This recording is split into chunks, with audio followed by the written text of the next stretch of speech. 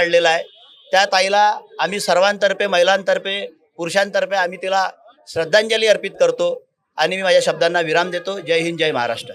मैं सामाजिक कार्यकर्ता अरविंद कुमार रतूड़ी सर्वप्रथम अपनी उस नारी शक्ति, उस माँ, उस बेटी, उस बहन के लिए जो सिर्फ पूना की नहीं, हमारे महाराष्ट्र की नहीं, हमारे भारत की है, उस वैष्णवी के लिए, उस बेटी के लिए श्रद्धांजलि समर्पित करता हूँ.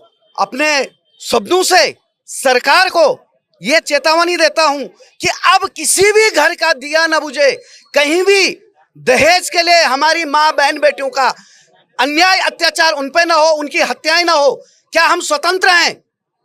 आपको लग रहा हम सब स्वतंत्र हैं? मुझे लगता हम स्वतंत्र नहीं है. जब तक बेटी गर्भ में भी असुरक्षित है, स्कूल में, घर में, मोहल्ले में, कहीं भी बेटी सुरक्षित नहीं है.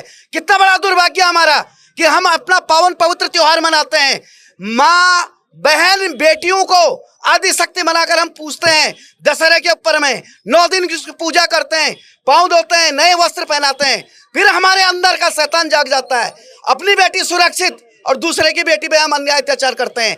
ये दहेज लोभी लोग हैं, ये इंसान नहीं है, ये हैवान है, ये राक्षस हैं. और इन लोगों को ऐसी सजा मिलनी चाहिए कि आने वाली पीढ़ी याद रखे कि इतने क्रूर लोगों को जिन्होंने दहेज के लिए उस बेटी की मुस्कान को, उस बेटी के सपनों को दफन कर दिया और उसके जो आशाएं थी उसको निराशा में बदल दिया. इसलिए हम सबको मिलकर, यहाँ कोई जाति, धर्म, पंथ, मजहब, रंग, रूप, कोई प्रांत नहीं है. यहाँ सिर्फ लड़ाई है बेटी की. ये वैष्णवी हम सबकी बेटी है, हम सबकी बहन है. और इसके आगे हम संकल्प लेंगे कि हम सबकी लड़ाई एकजुटता से रहेंगी. यहाँ कोई राजनीति नहीं. यहाँ हमें एक भारतीय बनकर, एक इंसान बनकर हर बेटियों की लड़ाई लड़नी है. अगर हमें 2 हाथ मिले हैं, अगर मेरी बेटी गिरती है तो मैं ये घास उस बेटी को उठाता हूँ. वहां क्या हो जाता है जहां पड़ोसी की बेटी गिरती है, वहां में तमाशबीन हो जाता छत पे. वहां मेरे हाथ टूट जाते हैं क्या उस बेटी को उठाने के लिए? हमें अपने अंदर में बदलाव जब तक हम लाएंगे नहीं, कानून के भरोसे कब तक बैठेंगे हम लोग? हमें अपने अंदर का उस इंसान को जगाना है कि प्रत्येक बेटी माँ बहन हमारी है. अरे जगत जननी बोला जाता बेटी को, नारी को पूजते हैं. पूरा विश्व उससे जगत जननी बोलता है. सिर्फ नारों में, सिर्फ चुनाव के समय, सिर्फ पत्रिकाओं में.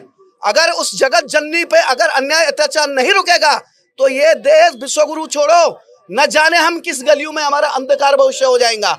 फिर से उस बेटी के इंसाफ के लिए मैं आवाज बुलंद करता हूं.